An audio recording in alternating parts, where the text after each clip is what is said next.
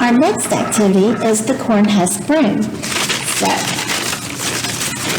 I still have my bowl of water for making the base. And you will need a little bit of water, not a whole lot, but you'll need enough to moisten this corn husk.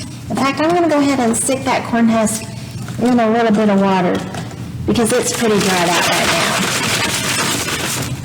So,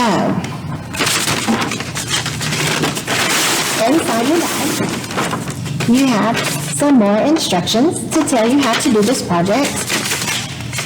Along with your corn husk, you also have a piece of twine, and you have a pencil that happens to have OIRM, Old Independence Regional Museum, on it. Now, if you want your broom to look more authentic, you can go outside and you can get a stick that's a similar size, or maybe one that's even a little bit bigger, and that will make it look more authentic. So, the first thing I'm going to do is to moisten this husk just enough that I can bend it without it breaking. Even if it breaks, it's okay, it's not a big deal, but it doesn't take much just to moisten it, just enough to make it pliable. Now, corn was a big crop in this area. Even the Mississippian Indians, who were here many, many years ago, up to 1,000 years ago, were growing a type of corn. Okay, so my ends are pretty good. I'm going to get that thicker end just a little bit more. Now, my broom is not really going to be this long, and so the first thing I'm going to do is I'm going to fold this in half lengthwise, because I really don't need it that long. It can be shorter. And this is really pretty easy. Now, if you wanted, you could actually even fold this over again, which I kind of think I will, make a thicker broom. But maybe you want your broom to be long, and that's okay too. Then you just won't fold it over quite as much.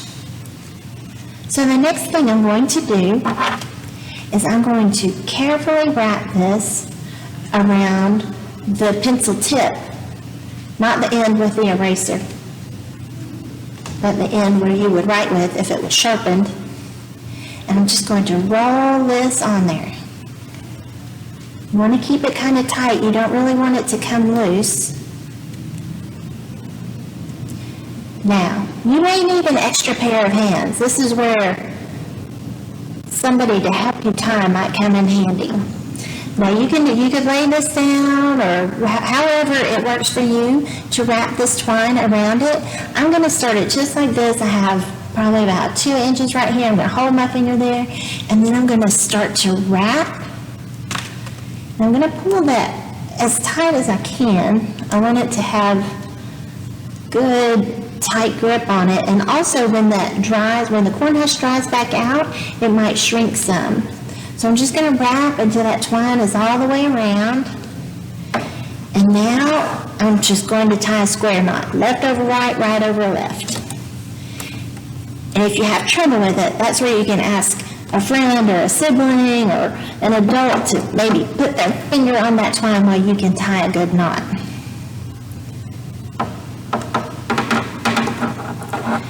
Okay, there it is. Now, if you want your ends to look a little more natural, you can just gently tear them a little bit. Give them a little bit of edge.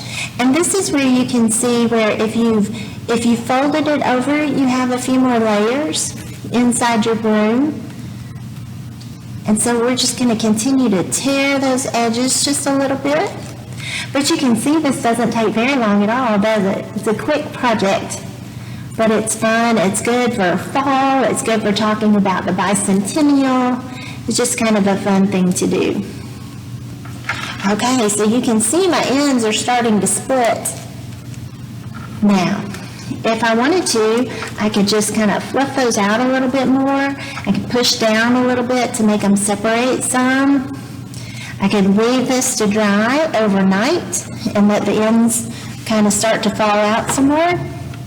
And there you have it, just a little broom.